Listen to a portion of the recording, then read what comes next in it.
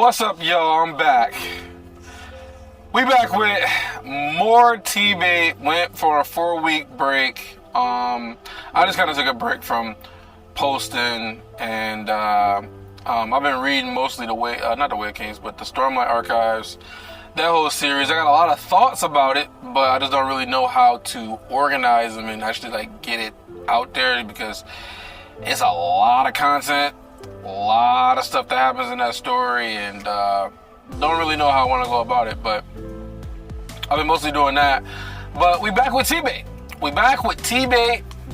And I guess what I want to say is that last time we ended on a chapter, the beginning of that chapter, I was coming a little bit underwhelmed, because I remember the last time we went on break or ended the chapter, we had started with, I think it was Alice, and her perspective of Arthur coming back and saving them in the sanctuary and stuff, and Ellie got stabbed and whatnot, with him fighting Tacy, and so we got her perspective from there. So we didn't really get a whole lot, so I'm kind of thinking we're not gonna get that much this time, but I could be completely wrong. I have no idea, but I'm excited though. I'm excited, and as far as what I'm expecting, I don't really know. I really want to know what happens with not Winsome, Aldir. I really want to know what happens with Aldir. Is he really gonna be done? I'm gonna be really disappointed if this is just the end of Aldir and he's just done. Curious to know what happens to what's his face. I can't think of his name. I never think of his name. The drunk dude from I know what I'm talking about. The drunk dude, kid got killed in Alacria. Anyway, he got captured, and so wondering what's gonna happen with him. We also got Kaz's his promise on helping Arthur out with giving him pet protection, backup or whatever. So who's gonna come down and be protecting them, or how are they gonna kind of handle that whole situation? It's gonna be a couple dragons down there. Are they gonna be fishing for information? Are they gonna be spying? What's gonna happen with that? You also have Kara. Kara's there. She's in lockup. And so what happens with their interaction with Arthur and stuff like that? So you got that. Mordain, we still need more information about Mordain. What's going on with him? How is he going to help? We need more information, more backstory. What's his goals? What exactly is his motivations and stuff? I think it was Chul. I didn't reread the last chapter. I remember most of it, but I think it was Chul. It was the new half-breed who is going to be joining Arthur and stuff like that. So that's going to be cool to see kind of what happens with interactions with him. And then you got the biggest thing of them all, Sylvie. Sylvie's back, and there's gotta be some sort of nerf, man. There's gotta be some sort of nerf. If she was really able to give Arthur a power-up, because that's exactly what she did. She gave Arthur a power-up. If she was really able to give Arthur a power-up and there's no consequences for it, I just don't see that as being fair. How do you balance that? You can still be a top-level Asura. She's got to go back to, being a baby and, have to be much harder for her to develop or something. It has to be some sort of nerf, some sort of downside from her sacrificing her life, making Arthur more powerful, his potential much higher now that he's able to utilize Ether. And, there has to be some sort of consequence for it. It's the only thing that makes sense. This ability came out of nowhere. It wasn't predicted. They didn't talk about somebody else doing it before. So it's just kind of how are you just doing this ability and now you come back? And it was a long process of her coming back. Don't get me wrong. I've been waiting for her to come back. It's a good time for her to come back. I was ready for her to come back. But you come back and it's just I'm back to being does she have all her same memories? I'm guessing she probably does. Which means that she can just go back into the memory bank as far as like even if she was just a baby dragon, she'll still be stronger than what she was in the past because she'll have her current memories that she, the training that she had gotten Ephiodus, she'll still have those memories, and the training afterwards, and her going, turning into a girl. She might be able to do that a lot earlier if she went back to being a baby again. It's so many different things. We don't really know exactly what's going to happen, but is she going to remember these whole things about is she going to know I was the one that took you from going to Agrona, and I'm the one that brought you to Alice and shit, I keep forgetting his name. Alice and Lewin, Alex and Reynolds, Lewin. I'm the one that brought you to them and absorbed the previous soul from the baby's body. I don't even know what the fuck happened with that. But I'm the one that did that, so that's how you was able to do that and blah, blah, blah. Is it going to be like that? We don't really know exactly what's going to happen. But I don't know, man. Last time we had entered the book, we didn't really get a whole lot. Maybe this time it's a little bit different. But I'm kind of expecting for us not to get a whole lot. But we'll see. We'll see, though. But let's just get into it, man. I'm happy to be back reading T-Bait, man. T-Bait's my shit. Although, man, I'm telling you, Stormlight, man, you gotta check out Stormlight Archives, man. That shit's dope. That shit's really dope. Kaladin's my guy. Dalinar's my guy. I'm just saying. Anyway. What is this called? Opposition. Okay, Opposition. I kind of like the title. It makes me think that this actually going to have a lot more meat. I don't know. I actually don't know what to think. Cerys. Oh, wow. That's where we going. We jumping into Cerys Vritra. Okay. Wait, what happened with Cerys? I remember last time we had her, she did. Oh fuck! I forgot about this. Cecilia most likely went to the next level. Her core, I guess, got, I said, it imploded, and it probably got integrated throughout her entire body or some shit. I don't know. And Cerys ended up, teleporting or whatever, using one of the teleportation artifacts, gates or whatever, and, left her there. And, what was it? It was, Cecilia, she ended up absorbing all of the, two-headed dude. What was his name? I'm trying to think of his name. It starts with an O, I think. I didn't reread no chapters. I'm just going off of the memory, But she ended up absorbing all of his mana, and that's kind of what triggered the reaction with her core imploding and whatnot. But yeah, so let's see what happens. So I guess it's after she teleports, maybe we're gonna hear what she was thinking about. I don't know. But let's just get into it, man. Let's just get into it. It happened slowly at first. So hopefully my reading's gonna be good this time. It's kind of spotty, but work in progress. Doing these videos definitely help with the reading shit. But anyway, it happened slowly at first. Why? Bloodshot eyes turning towards me, probing the gloom for the source of the aura they felt, dulling their senses and seizing their hearts. As they saw me, their stunned gazes, one by one, were inevitably drawn downward to the glory artifact, clutched in my right hand. Hold up. The glory artifact. Wait. Okay, hold on. I don't know what the hell she's talking about, but I got thoughts. And I want to give these thoughts before I continue on reading. What if what she's talking about is her going, she actually went to the relic tombs, got that artifact from, what was it, the third Jinn artifact? From the third one, right?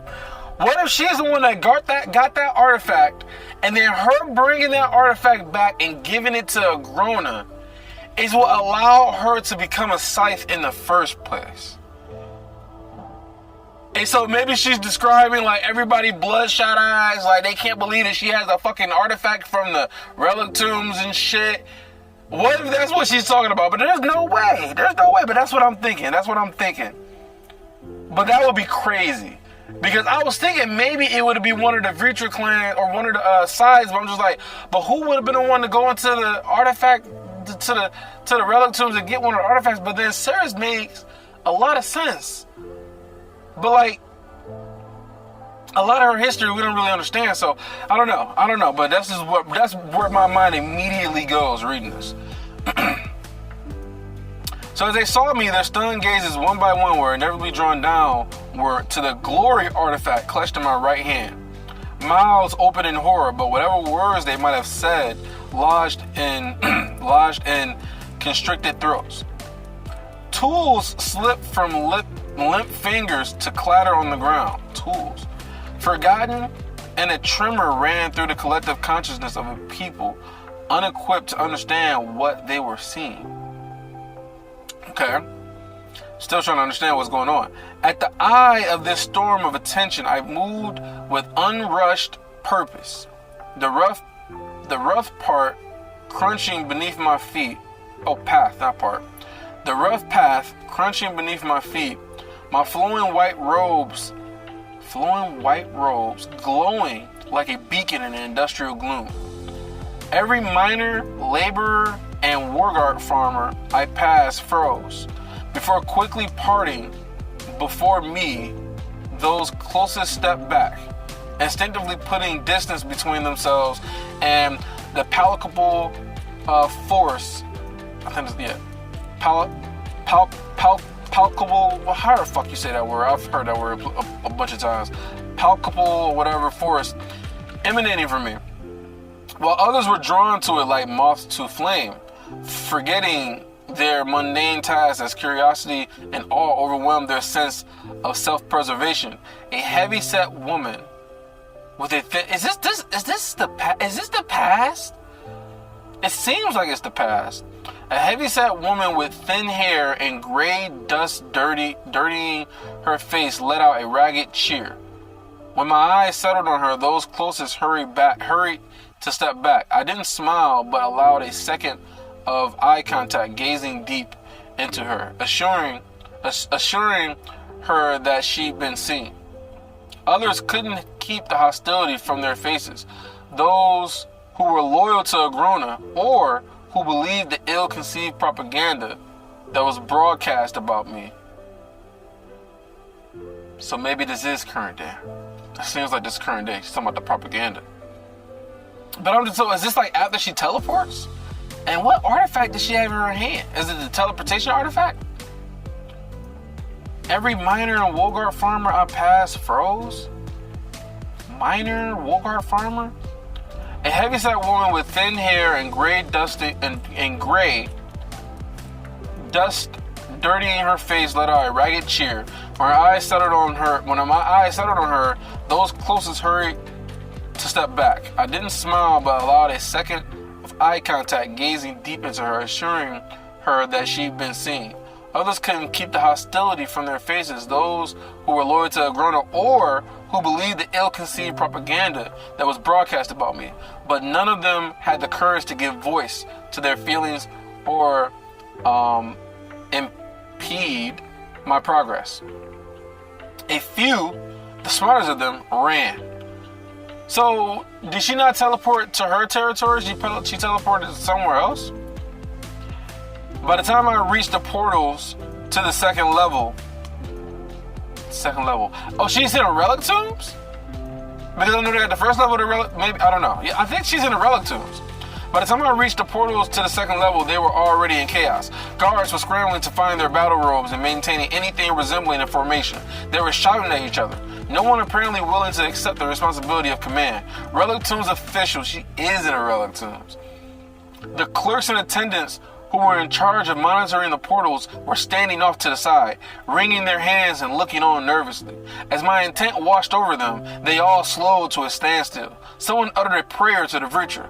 Wanting them to hear and understand me, I reined in my aura and stepped up to within easy hearing distance. The thing in my hand twisted slightly as I came to a stop, leering at the soldiers and guards. Half of them stared at me, their weapons held nervously before them, but half couldn't wrench their eyes away from the artifact. What the fuck is this just the teleportation portal thing? One of the attendants, an older man with a bald head and long gray mustache and wearing the official robes of a relic tomb's clerk, found his courage. He took a few shaking steps toward me and raised his chin, his eyes carefully avoiding my hand. Sarah's Reacher, he paused, swallowing heavily. You are under arrest for crimes against Alacria. By order of the High Sovereign. He finished stronger, building confidence as he spoke. When I smiled at him, that confidence shattered like teeth beneath a maul. He stepped back, trying to loose himself into other officials. Loose himself into other officials. But they stepped back as well, sacrificing him to the pride of my attention. I think that's how pyre of my retention. Anyway, but I wasn't there to bully or murder low-born mages, even those too blind to see that I was on their side. I have not come here for bloodshed. None of you will die here unless you insist on it. Leave, flee to relic tombs and return home to your blood. Still, I couldn't feel righteous about the choice I was giving them. I'd been a scythe too long not to see the trap in it. Really, it was a choice in how to die. Either they stay and fight me in a hopeless one-sided contest, or they flee and wait to be hunted down and executed by the loyalist forces. The non-combatants all broke and ran, scurrying away like insects suddenly and unexpectedly exposed to the light. The guards exchanged grim-faced looks, but they stayed. They understood the choice. So this is interesting. So she's in the relic tombs. They're shocked because she just kind of like appeared here out of nowhere. And she's getting to the second, I don't know if she's in the second floor or she got to the second floor already. But I wonder if she has some meeting place, maybe some special hideout that she has in the relic tomb somewhere, and maybe she has like the one medallion things, and she knows like exactly how to get there.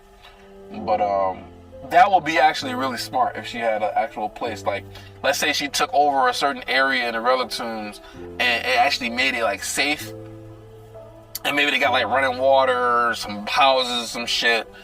And she has the medallions, and that's able to like link and get there every single time, and that's like her hideaway place. You know what I'm saying? That would actually be really, really smart. Because Garona couldn't get there, only a scythe could get there. Although that bitch Cecilia could get there, but what if Cecilia is able to find a way to take away the barrier that prevents Asuras from being able to enter the relic tomb somehow?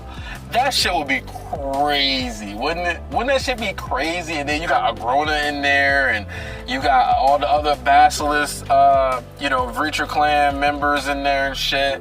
Like, that would be really crazy. Then now they like, I don't know, but what else is there to find in the relic tomb besides, I think, because what I remember is that when he got the other keystone, they said that it's a map to get to even further knowledge. So I'm guessing that's like the fate. So maybe they were able to go into the relic tombs and find fate before Arthur can or some shit. I don't know. Just speculation though. But so anyway, so the non-combatants ran. The people that can fight, they're just chilling there. They already made their decision. A tall man shouted, and the soldiers reformed into their battle groups. Oh my god! So this is about to be a slaughter. Shields, both magical and mundane, were raised against me. I held my position. Another shout, and spells began to fly, lighting up the dim zone with bright blues, yellows, and reds. The bolts of fire, blades of wind impacted the barrier of mana clad in my skin and robes, deflecting harmlessly. My mana rippled with a dust. Like, 'cause at this point, I mean, I don't know. Like, the power system is so wild, though, because it's just like, the jumps in power is like vast, right? So like the difference between someone who is a scythe and everybody else below a scythe is like, it's huge. It's like, I mean, like you can get, remember how they talked about and when it comes to Decathlon. In Decathlon, remember they said that the difference between a white core mage and a silver core mage is like, it's not even close. Like they said that it would take maybe, I think they said it would take like 7 or 8 silver core mages to take on one white core mage. And then they said that for a yellow core mage to take on a silver core mage, it's going to take a bunch of people too. So that's kind of like what I think about. So like but I think for a site that's even wider, like you would need like, I don't know, like 50? You would need like 50 people below scythe level to be able to take on another scythe. And then like above the scythe, which is one of the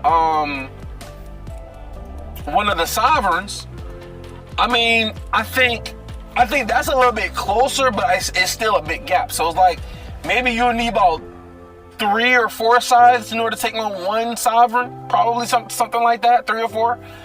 But I'm just guessing based off of the power levels of the story, you know. But yeah, it's a wide gap.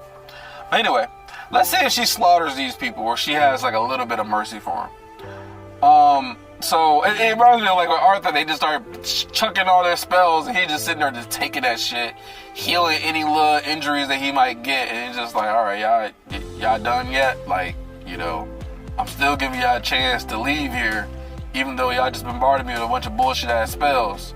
Y'all see you can't do nothing, so why don't you retreat while you still got a chance? Anyway, let me keep going, because I can't be on here all night. I gotta go to fucking sleep. I had a long drive today. Anyways, where am I at?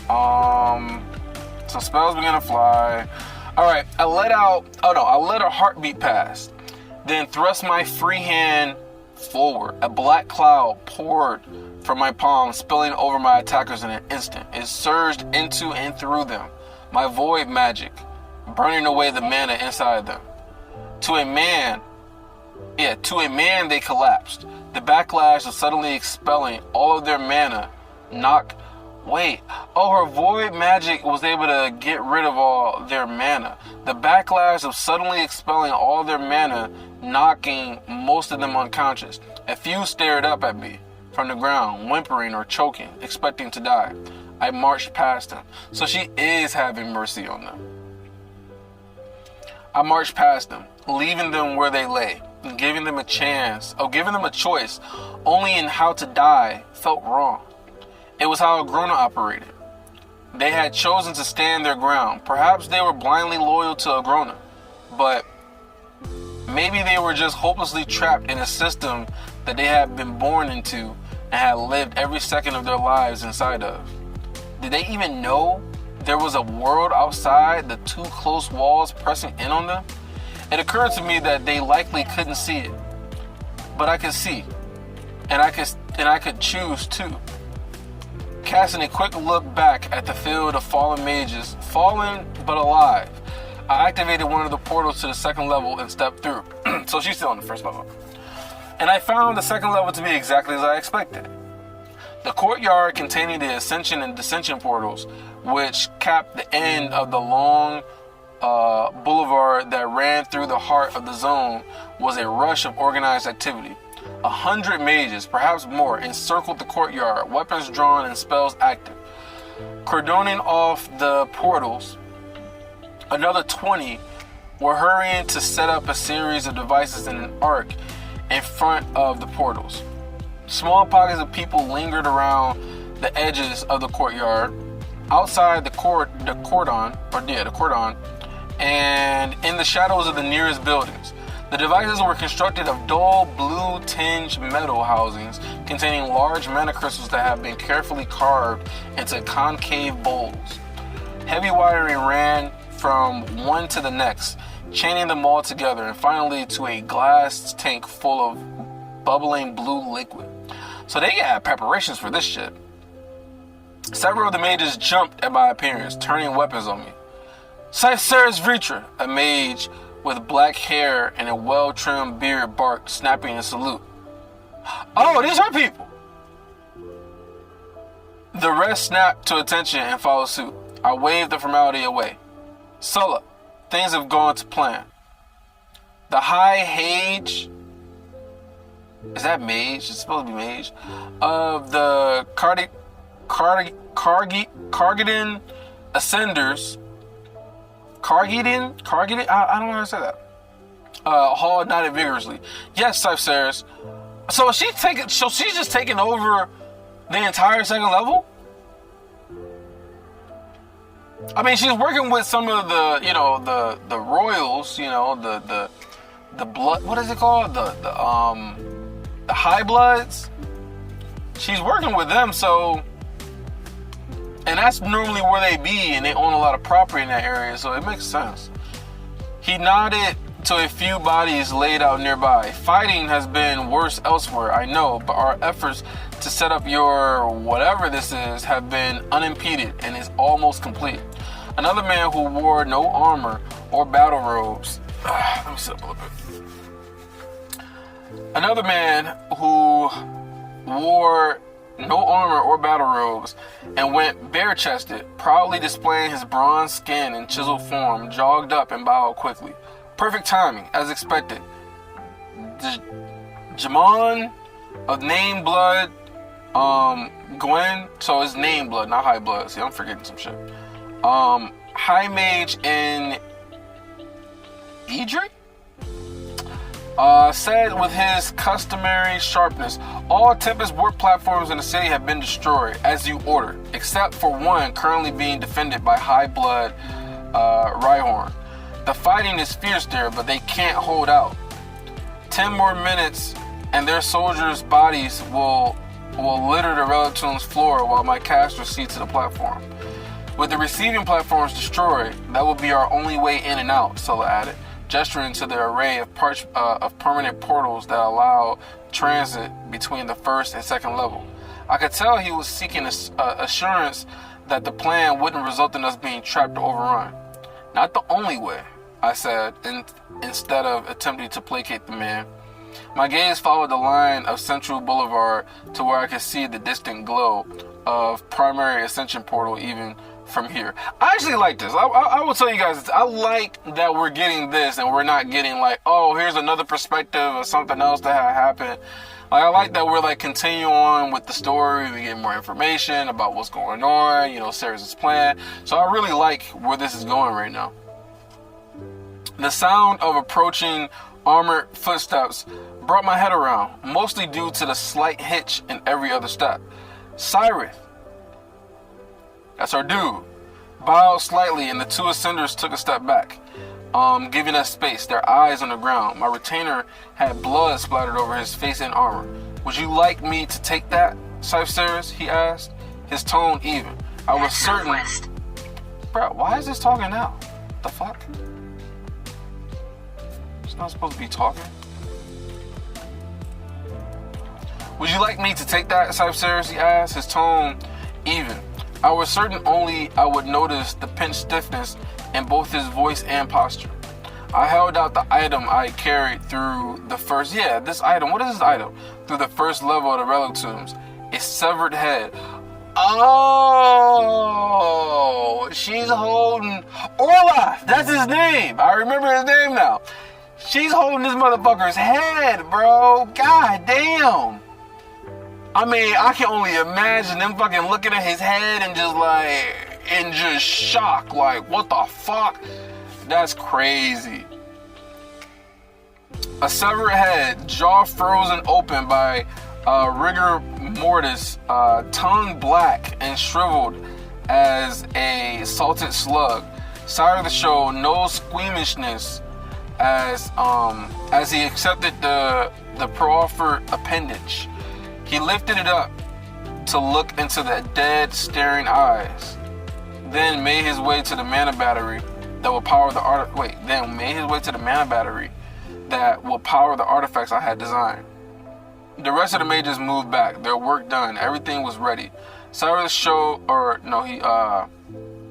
Cyrus lowered the head into the liquid, which immediately began to glow, then quickly removed himself from the array. This is crazy, man. So she's setting up Orloth's head as, like, I guess part of the battery charger or amplifier or some shit. Like, that's pretty wild. All right, so the carved crystals of each device began to emit a renaissance hum, then to a glow matching the hue to the blue liquid, and finally to project visible waves of mana through the air, bombarding the portals with raw energy. What the hell did she create, man? This is crazy. The effect was immediate. The shimmering portals jumped and jerked, their subtly shifting surfaces suddenly alive with shockwaves and multicolored is that striations? Let me see what the hell this is. Can I search this shit? This one.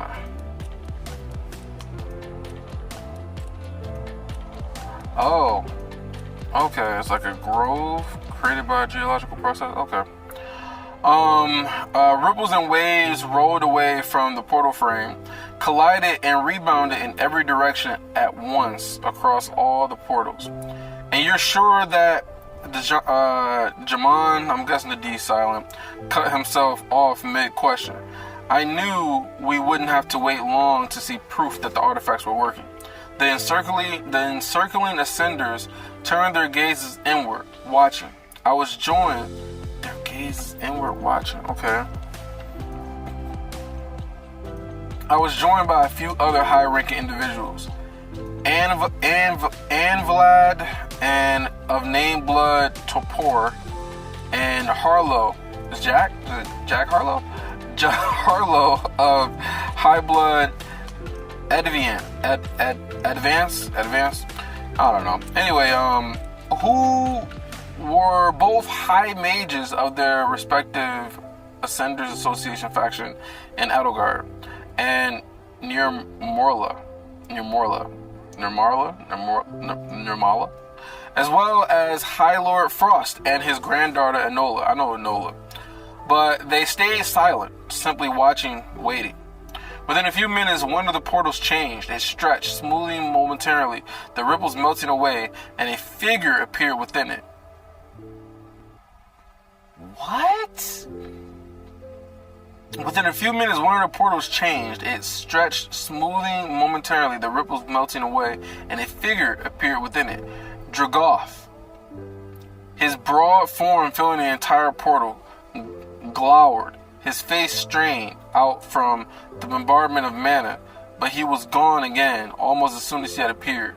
A minute passed and he appeared again, flickering into and out of another portal so fast that to blink would have meant missing it. He repeated his futile attempts with each portal in turn, but the portals were distant. Wait, let me try to understand what the hell is going on. So is this like disrupting them from being able to get inside of the relic tombs? So like Dragoth is trying to get into the relic tombs and he can't? I'm really trying to understand what we're actually we're seeing Dragoth, but we don't understand like why though. For a second I'm just like, oh, is Dragoth on their side? But like, no, I don't think that's the case. He repeated his futile attempts with each portal in turn, but the portals were destabilized by the bombardment of mana and were not maintaining a strong enough connection to complete the transition. As soon as he arrived on the second level, he was already being drawn back to the first. So it's interfering with his ability to be able to use the portals. So he would go into the portals and it would like transport him back to the first level and not make it to the second level. And he'll go to another portal and try it and it still wouldn't work. And he'll go to another portal and try it and it still wouldn't work because the portals are unstable due to the mana that is being, I guess, what is it? The mana was what? Being bombarded. Okay, anyway. He repeated his futile attempts with each portal in turn, but the portals were destabilized by the bombardment of mana and were not maintaining a strong enough connection to complete the transition. As soon as he arrived on the second level, he was already being drawn back to the first. That's weird, like, because he already arrived in the second level, but then he get drawn back to the first. I don't understand how that works. There was no way through the portals as long as my artifacts remained in place, empowered by Orloth's remaining mana. Others began to appear as well, several at a time in every portal frame. After only a minute, a rippling running across the surface of one of the portals crossed over a man just as he appeared. Flaying the skin from the right side of his face, he was gone again in an instant, and the attempts to breach the portal ceased abruptly. So now people getting injured and getting killed trying to get into these portals. A cheer went up, led by Enola of High Blood Frost. I stayed by the portals for some time after, congratulating all who came to report in and giving orders where necessary. A slow procession of High Lords. Hopefully I'm like reading this shit right. Of High Lords from my High Blood allies arrived when they were certain the fighting was done and the portals were deactivated. Seeking to express their gratitude with same handful of platitudes, while wheedling for what the fuck is wheedling? For assurances that I did in fact know what I was doing. Eventually news came that the last of the receiving platforms had been destroyed, which made it impossible for anyone to use a Tempest Warp or dedicated portal to reach us. My plan had been a success. I turned my face to the sunless sky, enjoying the warmth it projected into my skin. So much of these last months had been spent underground in laboratories or bunkers. It felt good to stand beneath the open sky, even if it was a construct of magic. A handful of imbuers remained with the equipment, as well as 10 battle groups to ensure no one attempted any manner of sabotage. Eventually, it was only these guards, myself, and a patient Cyrith left in the courtyard. The Ascenders and High Bloods had gone about other duties or retired to their estates and inns to celebrate and rest. Because, yeah, people weren't to be trusted, so, I mean, people would have came there to try to sabotage their plans, and, you know, they got insiders and stuff. We still don't know whether or not Cerys was aware that What's-His-Face was a traitor, the one that he helped, like, mold and work with, that fought with Kara, What's-His-Face. We still don't know whether or not she actually knew that he was a traitor in the first place. We kind of assumed that she did. I think I did a poll and y'all assumed that he did, or that she did, but we don't know for sure. She was disappointed, but we don't know if she was expecting it though. Cyrith shuffled on his aching leg, clearly uncomfortable. I waited for him to break the silence between us. Are you certain about this? He finally asked, his voice low. I began walking in motion for him to follow. We moved down the wide central avenue that continued uninterrupted all the way to the primary ascension portal and to the rest of the relic tombs. People watched us go by from shop windows and inn balconies, unsure what was happening. We haven't been able to ensure that only my supporters were within the zone. Of course, my people had done the best they could, with the Ascenders Association purposefully slowing the flow of traffic, while the High Blood spread rumors encouraging those not affiliated with us to leave, even if temporarily. But many of the people who live within the zone, those who served in the economy that had grown up around the Ascents, were neutral to or even ignorant of our efforts against Agrona. Some would eventually prove outright hostile to us, I knew. There's too much here outside our control, Cyrith continued, his attention constantly shifting as he, out of habit, watched for any potential threats. Ways this can go wrong that we haven't even considered yet. I know, I answered.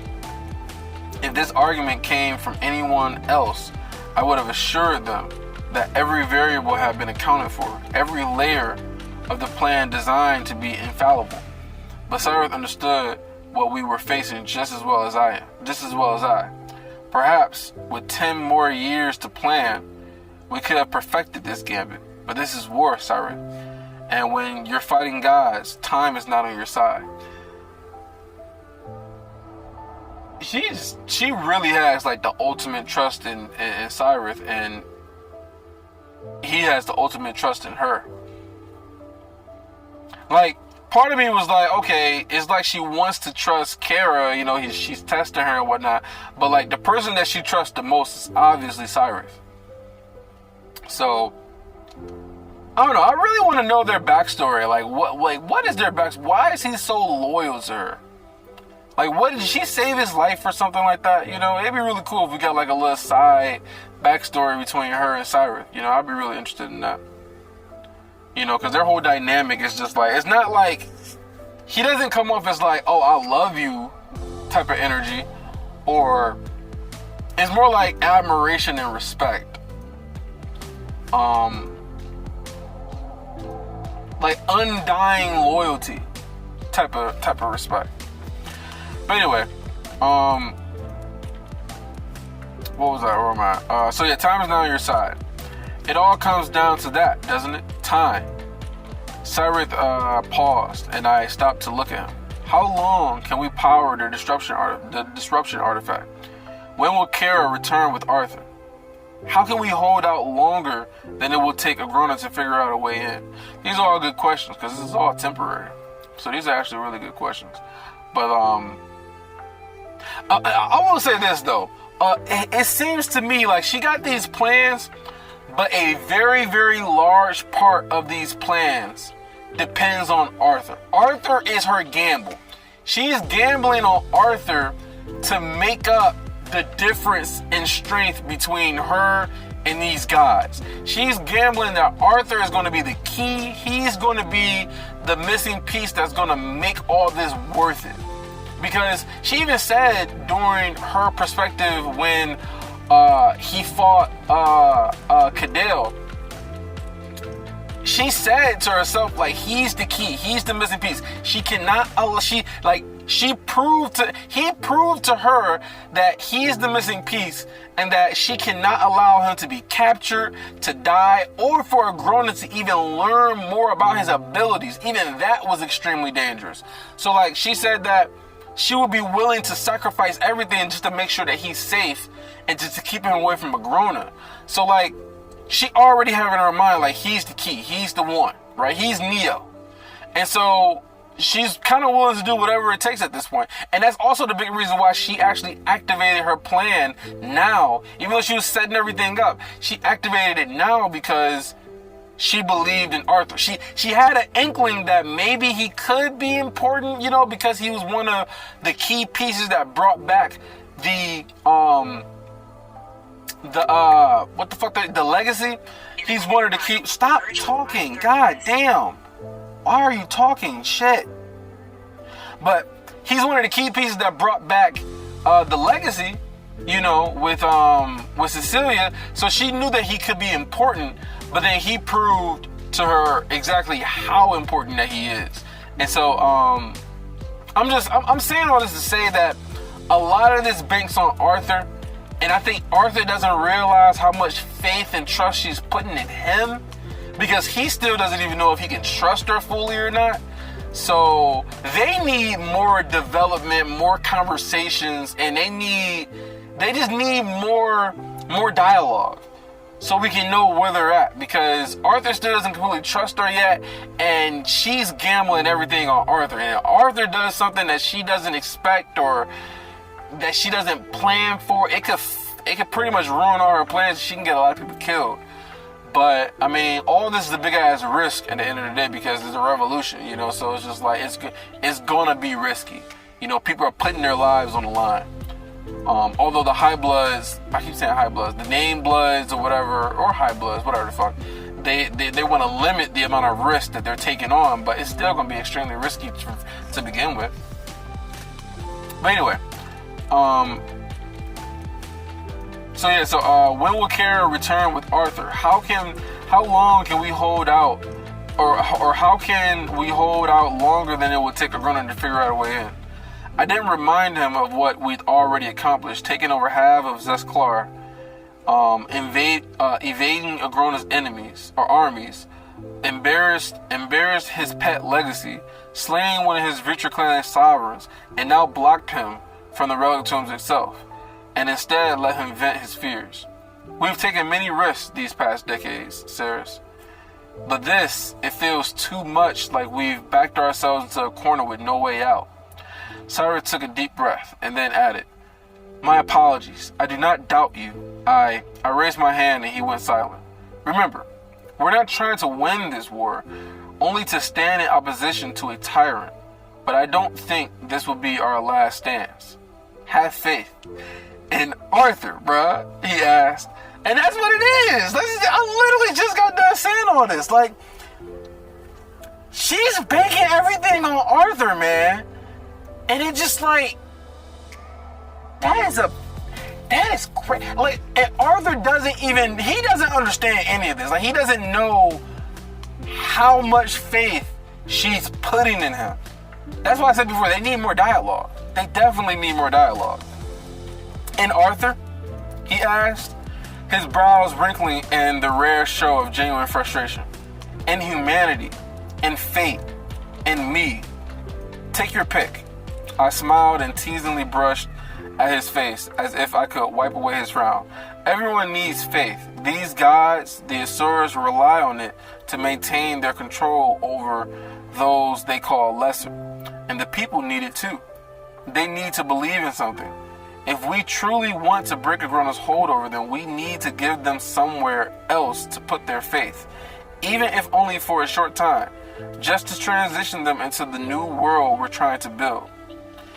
And if we die trying, Cyrus asked, the emotion draining out of them, then we die well. And that's what I'm thinking too. Like, and if you die trying, then, well, at least you die trying to make a difference, trying to make a change, and, that's more than what most people can say. Like, at least I tried. Like, I didn't just settle and just try to be a slave and just continue on things being the way that they are. Like, I put everything on the line and I gave it my all, and we might have failed, but at least we tried, So, I appreciate that. Cecilia.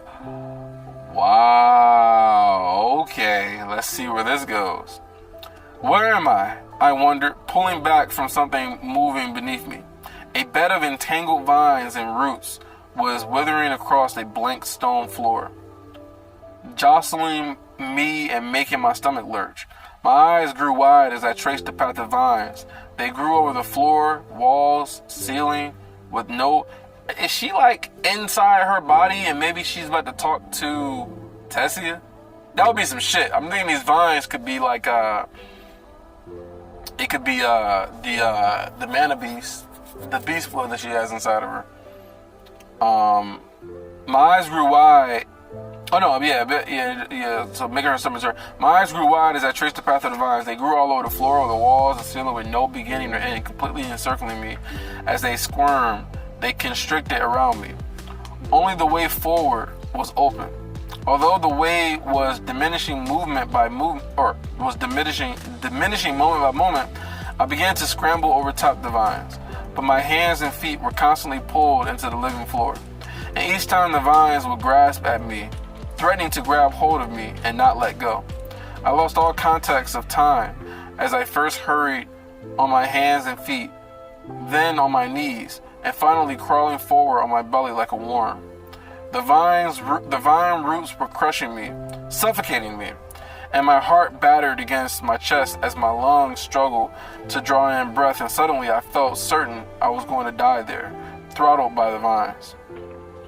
An emerald green beacon shone from somewhere ahead. Desperately, I pulled myself toward it, now pressed flat by a giant green fist. Every inch forward took so much effort and energy that I was sure I wouldn't make it. And I didn't, not far. A vine wrapped around my ankle, another around my right arm, and then a black vine covered in thorns reached for my throat. A hand extended out from the lights. Its delicate strength seemed familiar. A hand? She says a hand extended out from the light.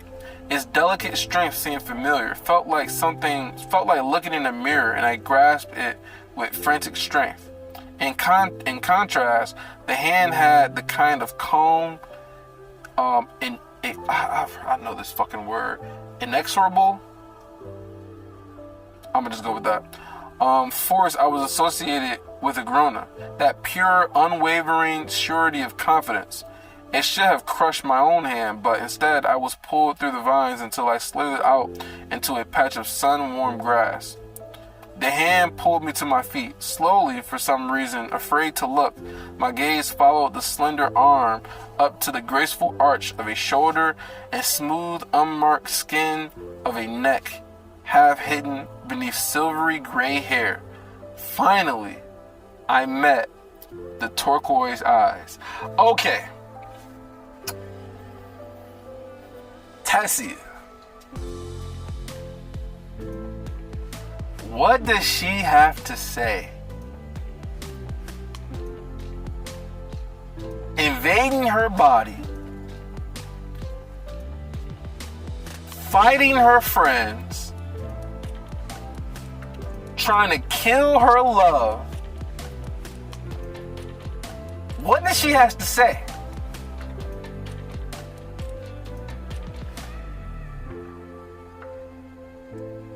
All right, let's see. Tessia Aerolith, my vessel. What is happening? I asked, frustrated by the weakness of my own voice. I felt like a whimpering child standing before her. But the elven woman was completely at ease in this clearing at the heart of a storm of strangling vines and roots. Where are we? In your mind, she answered simply. You are dreaming, and your subconscious is trying to convey what is happening inside of us. A dark green, snake-like coil bumped against me, and I took a nervous step toward the center of the clearing, having to stand less than an arm's length away from Tessia to keep from touching the moving walls. I brushed a lock of dusty brown hair out of my face, unsure what to say. Dusty brown hair? So what, is she back into her old body back on Earth? And she's not like Tessia anymore? Because Tessia doesn't have fucking brown, dusty hair. It's the Elderwood Guardian, she continued, casting a thoughtful, sad sort of look around. Our body absorbed... Hold on. It's the Elderwood Guardian, she continued, casting a thoughtful, sad sort of look around. Our body, she's saying our body. Our body, it's interesting she's saying our body. Our body absorbed as mana core. Integration. I never knew. She shook her head in wonder. When the core dissolved, the Elderwood Guardian's beast will was released, as I suppose was I. People speculated, like, what does this mean for Tessia now that this happened? Like, is she dead? I guess we're going to get some answers to that. It's the Elderwood Guardian, blah, blah. I never knew. As I suppose was I. She shrugged, as if this second point didn't mean very much to her. The unconstrained will is feeding off the mana now integrated. Wait, the unconstrained, so the beast will is unconstrained now, is feeding off the mana now integrated within our body. It is tearing us apart. The unconstrained will is feeding off the mana that's integrated within our body. It's tearing us apart. My body.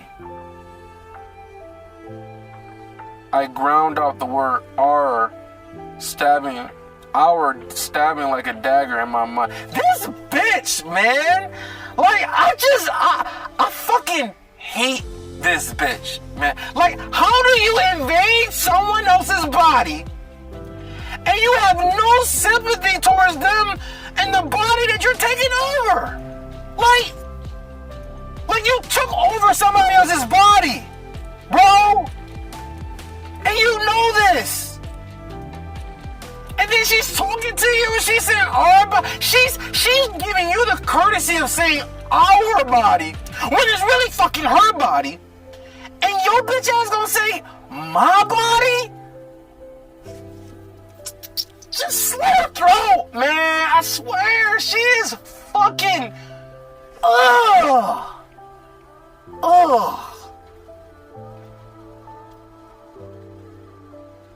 I hate her. I'm done. I'm done with her. Kill her ass. Like, Tessie, I'm sorry. You know, we wish we could have you back, but this bitch needs to die. I don't like her. Like, I hate her more than I hated Nico. Like, she is such hot fucking garbage now. Like, she's trash. Just fucking blow her head off, send her back to Earth. I don't give a fuck. Like, just get her out of here. Like, she is fucking sewage, yo. She is sewage, man. Like, the audacity. Like, who the fuck are you to come and invade someone's body and then have the gall to meet them face to face and say, my body? Bitch, what? My body? Man, get the fuck out of it, man. There's no way. That's crazy. That is fucking crazy. The audacity to even say this shit, man. She's saying our to be respectful, and your bitch ass say, no, my body?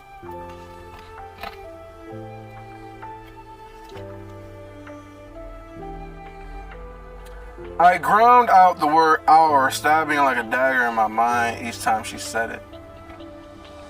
A humorless smile, and she just smiled at this shit. She like, a humorless smile played at the edges of her lips, but I couldn't read the intent behind her expression.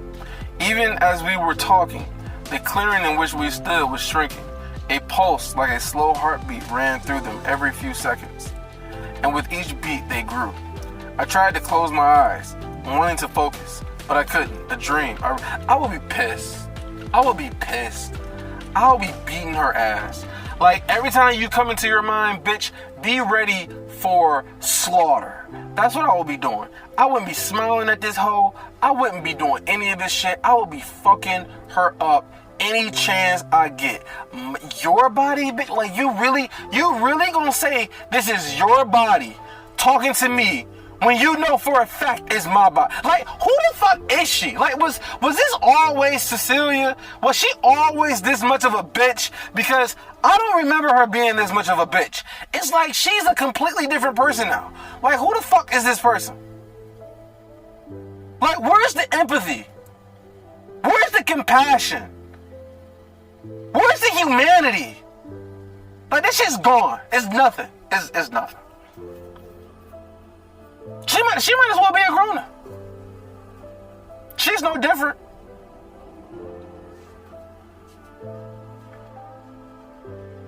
I tried to close my eyes, went into focus, but I couldn't. A dream, I remember. How do I stop it? Bitch, find out for yourself. Matter of fact, you find out in the volcano. So just jump in the volcano and I'll give you the answer, bitch. There was cold fire in the elf's eyes as she answered. You control it. Only she paused, watching a tendril of leafy vine uncurl beneath or beside my face. You can't. The Elderwood Guardian's beast will isn't just mana for you to dominate. It takes time, focus, and a little bit of luck. We don't have time. This body will be dead within the hour. I gnashed my teeth and stepped toward her threateningly. Like, it's her fault that you absorbed all this basilisk mana and now fucking your body up. Like she's the one that told you to do all this shit. Destroy her body that she had first, and you gonna come.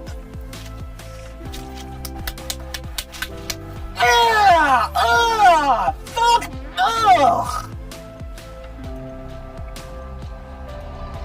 Am I going overboard? Like, tell me, am I going overboard? I don't think so. Like, this bitch is sickening, man. She is sickening. Oh my God. Like, bitch, what the fuck you gonna do? What you gonna do? Okay, let's go.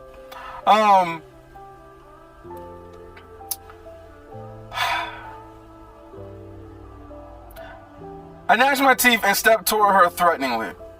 When she looked at me with pitying amusement, I suddenly felt like a child, balling my fist at an adult.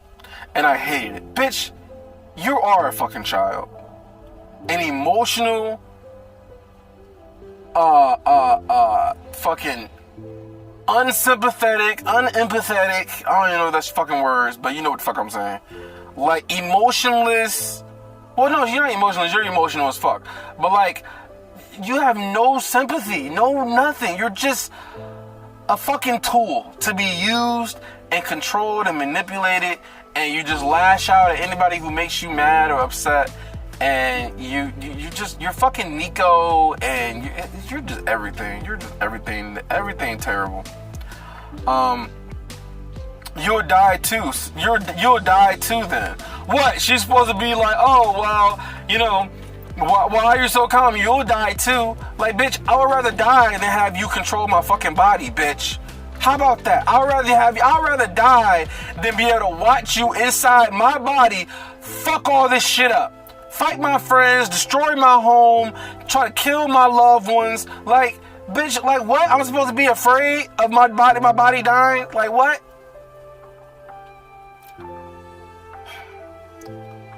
I ground out, struggling to maintain my senses and not give away to despair.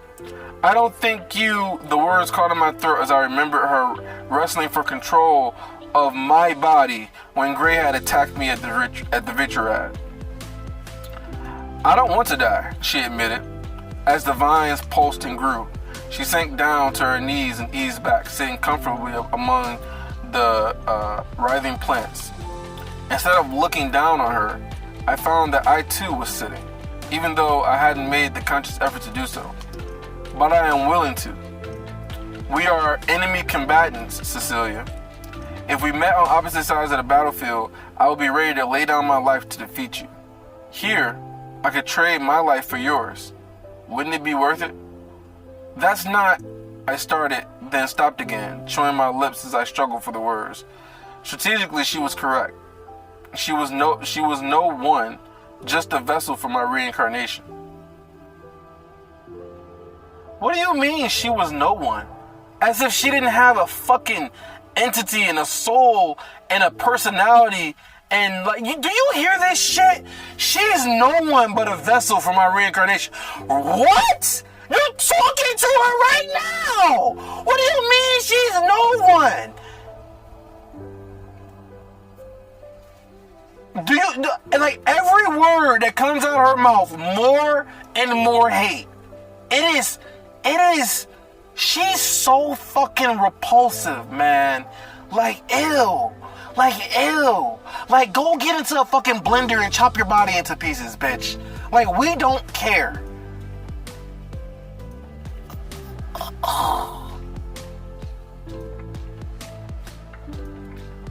She was no one, just a vessel for my reincarnation, whereas I was the legacy. And she sacrificed herself to destroy me. Please, I begged in a raspy whisper, reaching for her hands.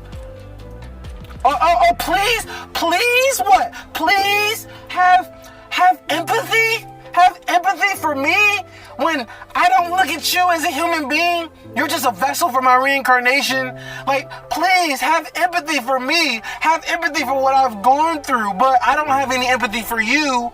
You know, you're no one. You know, but it's my body that I've stolen from you, but I'm gonna say it's my body. Even though you're giving me the courtesy of saying it's our body, it's my body, bitch. But have empathy for me and what I've gone through. Please help me. Help me so I can destroy your home and your loved ones.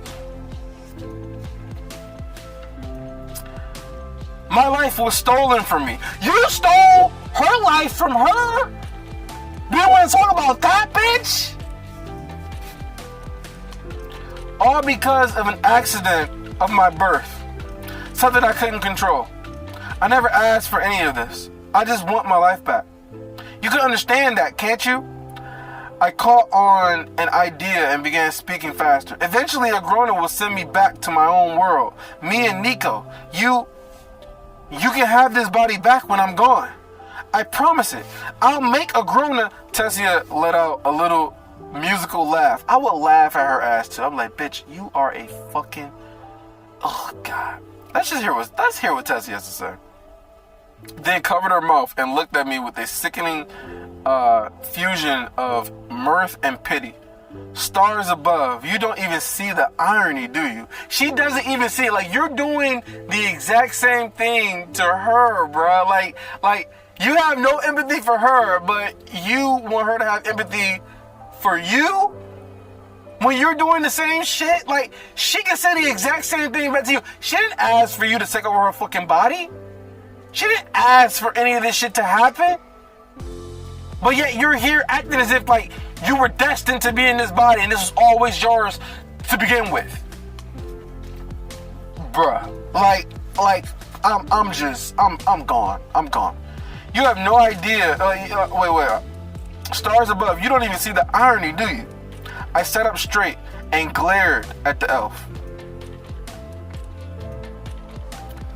You don't understand anything. You have no idea what I've been through. Her brows crept up as the amusement in her smile bled away, leaving only sadness. Nothing you've ever done, no thought you've ever had is a secret to me. I swallowed heavily, unable to explain the sudden cold, hopeless dread that clutched at my chest. So much about Arthur makes sense now. Yeah, also, listen to what you said. So much about Arthur makes sense now. Knowing everything, a vine as thick as my arm wrapped around Tessia's waist, like an embrace, and she plucked a golden flower from it, twirling it in her fingers as she spoke. His maturity, his confidence, even as a child. And I thought you'd be the same, having lived 2 lives, but she met my eyes and held them. You're a child.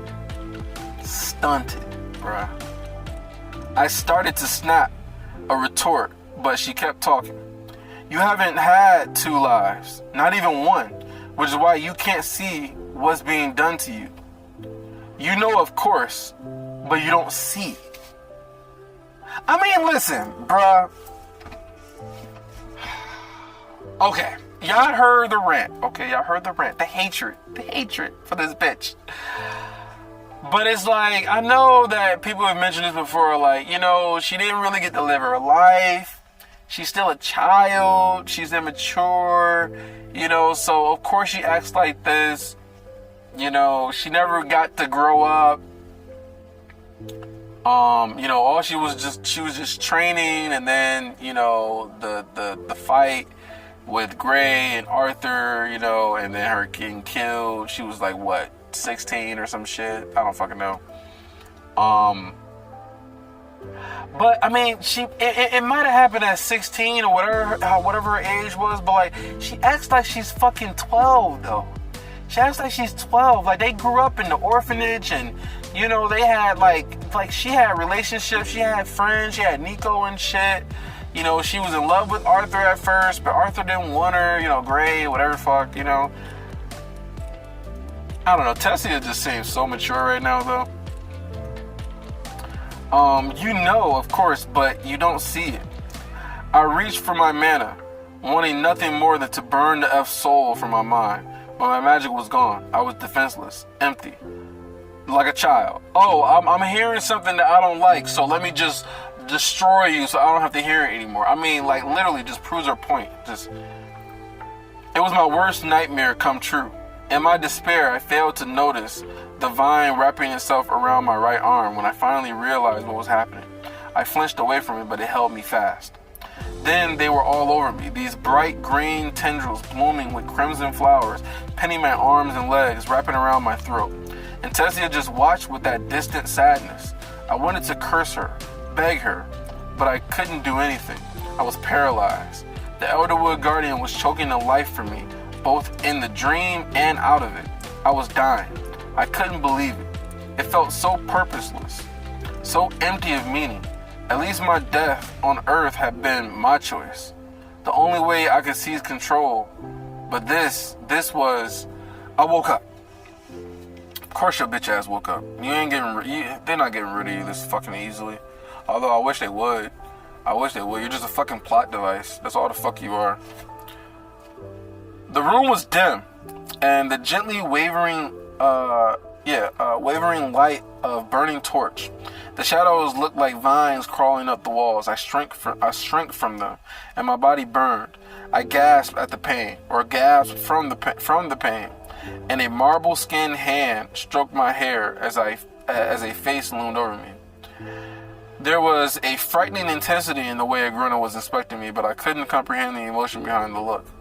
What? I tried to ask, but my throat was dry, the muscles of my neck still sore from where the vines had strangled me. Except that had been a dream, only a dream.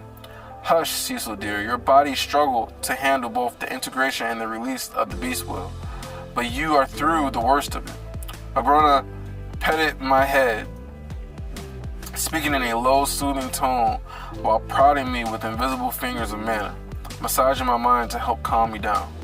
Do not doubt yourself. You've done wonderfully.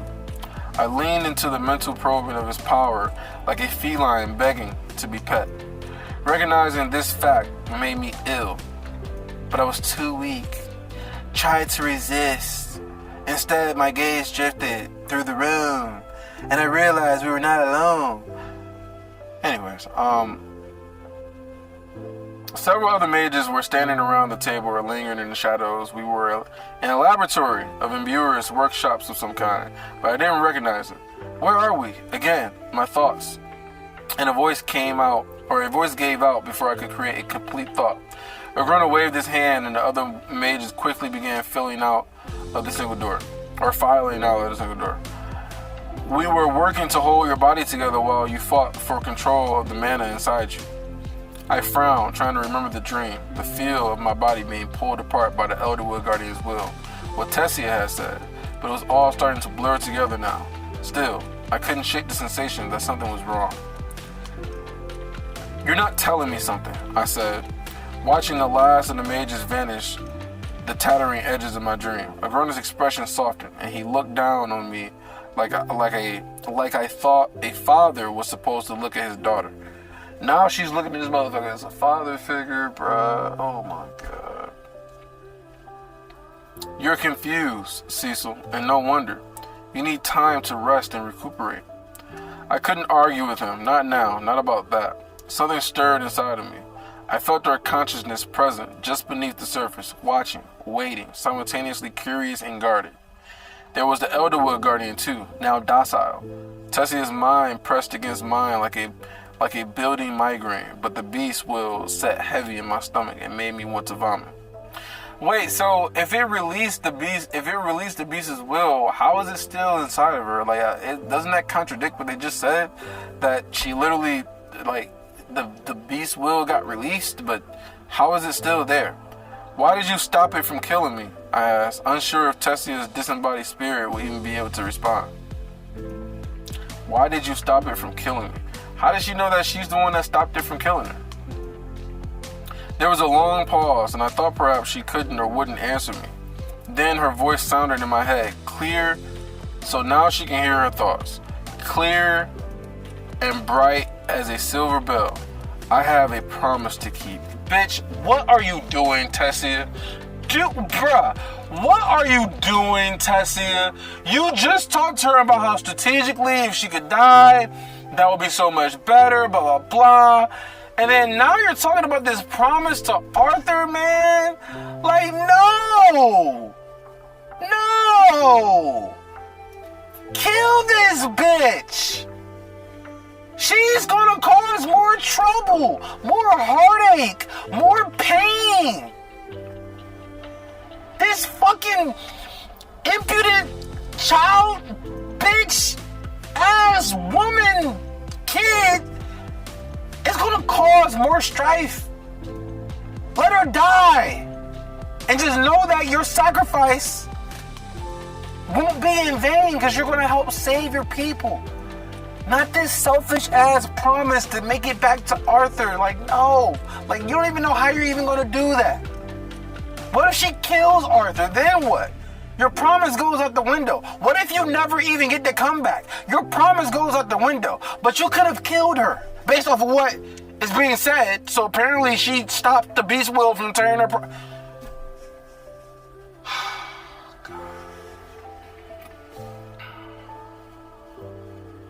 I swallowed hard but couldn't leave it at that alone. When you struggled for control before, you were trying to get us killed. Where was this promise then? She didn't answer. Come now, let's get you to your room, Agrona said, making me flinch. I had nearly forgotten he was there. What you've accomplished is incredible. A feat no other lesser has managed in a long, long time. So someone else has done this apparently. I wonder who that is. And soon you will be given the opportunity to test just how powerful you become. Head aching and stomach rolling, I let myself be helped up from the table, which I only then realized was covered in indecipherable runes. I blinked several times and tried to read them again, but they were like nothing I've ever seen before. My skin crawled to look at them. Something is wrong, I thought again. Agrona's tone, the runes, the dreams. Subtly, I drew away some of the mana lingering in the rune etched table, charging it with holding the memory of the... Wait.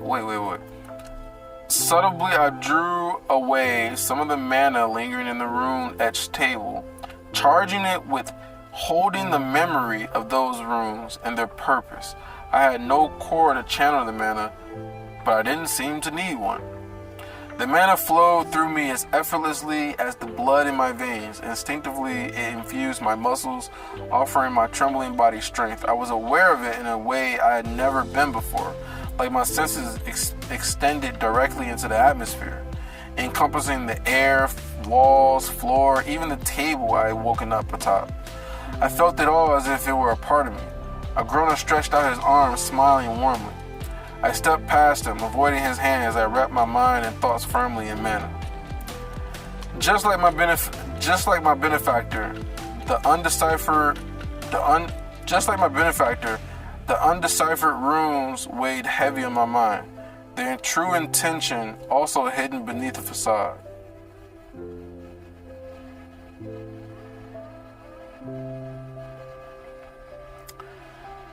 And apparently that's it.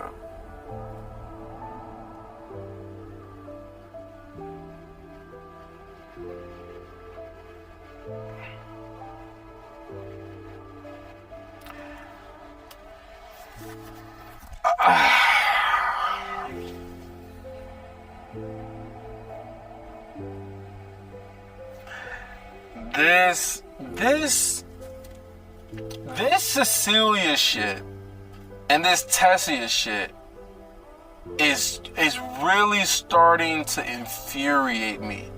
It's like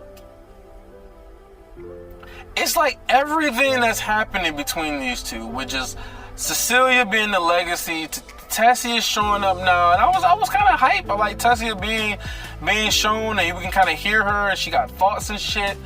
And then I'm just like Cecilia just completely continues to just be utter shit, and the decisions that she makes just continue to be so childlike, and it's like this. It's like no matter how much information she learns, she still continues to be naive. She still continues to be a child. She still continues to be selfish. She still continues to be this like vile, evil person. And it's just like, where the fuck does this even come from? Because we can't even say she's been manipulated anymore, because she has her memories. She has her memories now. There is no more manipulation bullshit as an excuse. She has her memories. She learned about what happened in the past. She learned about why she got killed and how she's the one that chose to kill herself. She knows all of this, but yet she continues to make the exact same decisions that she made back when she didn't know any of this. It's like she is not grown at all. She has not developed at all as a character. She's just continuing to be misled,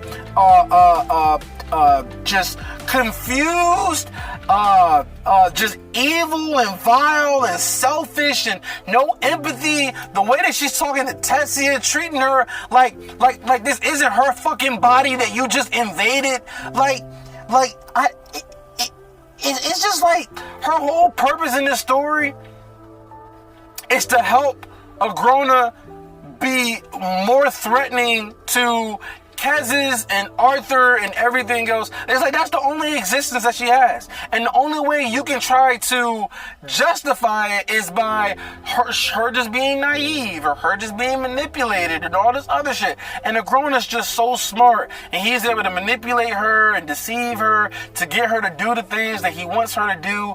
And she just has no personality. She has no mind of her own. She has no thought. She makes no decisions for herself. She's just like a puppet. That's all she is. She's just a fucking puppet to be led. And it's like all these different things that happen. You know, you learn about your memories, you learn about Nico, you learn about all the shit that's being hidden from you, Agrona's hiding from you, you learn about, you know, Tessia and her body, all these different things, and it's like all these things she learns doesn't mean anything to her. It doesn't change anything. She gets no development. And it's just like her character is just a plot device at this point. It's just to continue the plot. So when there's something that needs to get done, Cecilia comes in, she gets it done. When there's something that's impossible that needs to happen in order for something to happen, Cecilia comes in, she makes the impossible possible. Like that's all the fuck she is at this point. And it's just like, it doesn't make any goddamn sense. Because like, if she was 8 years old, and it was an 8-year-old that got transferred into an adult's body, and then she can be easily manipulated and blah, blah, blah, blah, blah, then yeah, I could probably buy this. But she wasn't 8 when she died. She wasn't 12 when she died. She was probably somewhere between the ages of 16 and 18. I don't know what the fuck what their ages were. But let's say she's 16. You're not a fucking child. At least not to these levels to where you could just be so manipulated and like not see people. It was like she was evil. She's acting like someone who was evil her entire childhood, and then she got transferred into this body, and then now she's just continuing just being evil. Like, wasn't she like sweet and like innocent and nice and wanted to have friends, and she cared about Nico, she cared about Arthur, and she wanted, and she sacrificed herself and had Arthur kill her because she didn't want to continue to be used against Arthur, used against Nico and all this shit. It's just like, what happened to that person? Where is that person? Because this Cecilia is not that person. And we don't have the memories as an excuse anymore, because she has the basilisk mana. She has the control over her thoughts. She knows that she's being deceived. She knows that they kept things from her. She has the information. What is the excuse? And then let me talk about Tessia. Tessia seems so mature, so calm, so relaxed. You know, she's talking about how, you know, she has pity on her, all this shit. She's not letting her infuriate her, get her mad or anything like that. Her talking about my body when clearly it's not your fucking body. Like, Tessia just shows such poise and just maturity. And then it gets revealed that Tessia stops her from being killed. Tessia stops the beast will from tearing her apart, when she clearly just stated strategically it would make the most sense to kill her. But then you don't do that. You stop it from happening, quote unquote. And then your reasoning behind stopping it from happening is, I have a promise to keep. Okay, I could buy that if there was some sort of path, some sort of way that she already had in her mind to where like she had some inkling, some plan to be able to take control of her body again, or to be able to separate her from her body, or some sort of plan to get her body back to where like it's worth the gamble to keep her alive so that eventually I can get my body back. She has no clue. She has no way. She has no plan. She has nothing. It's just like, well, I want to keep my promise. But you have no idea if you're even going to be able to come back at all. You have no idea if you will ever be able to get control of your body again. You have no idea what she right now is capable of. And so you're keeping her alive when her potential is now fucking through the fucking galaxy. And so she could be capable of just killing everybody. What if she goes and kills Arthur? What if she goes and kills Virion and everybody that you care about? And then you're just like, oh shit, I could have stopped all this if I would have killed her. Yeah, no shit. Why don't you keep her alive when you have no plan on coming back? You have no idea how you're going to do it. It doesn't make sense. It's like, it's like, oh, maturity, you got the poise, you got all this shit, and it's like, oh yeah, cool, Tessia, way to go. And then it's just like, oh, I kept you alive because I have a promise to keep. Just like, wait, what the fuck? What? That's why at this point, it just seems like she's a plot device. That's all she is. She's a plot device because everything happens that's illogical and makes no sense to keep her alive. That's it. And so at this point, he needs to do something with this character because she's trash. And it's like the justification for her being alive and doing all the shit that she's doing, it doesn't make any goddamn sense. I mean, let me know what you think. Like, am I crazy, y'all? Am I fucking crazy? Or do you understand where I'm coming from and you kind of agree? Like, let me know. Let me know if I'm fucking crazy or not, because this shit doesn't make any sense and I don't like it. I don't like this shit at all. Because it's going to be just to the point where, like, she's going to show up and anything that needs to happen is going to happen, and it's going to be because of Cecilia, and that's what's going to drive the story. And even if it don't logically make any sense, it's what's going to happen. Like, what's her reasoning for still fighting? What's her reasoning for Cecilia still fighting? I have this promise that Agrona is going to take me back to my home world and I'm going to be able to live with Nico and be happily ever after.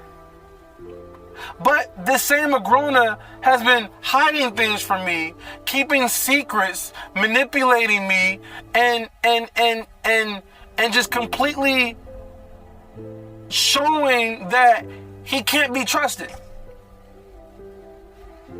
But at the same time, I want to do everything I can to prove myself to Agrona. The same guy who doesn't give a fuck about Nico and is only keeping him alive because of you. But he cares about you both so much. Like, where is the fucking logic? I'm done, you guys.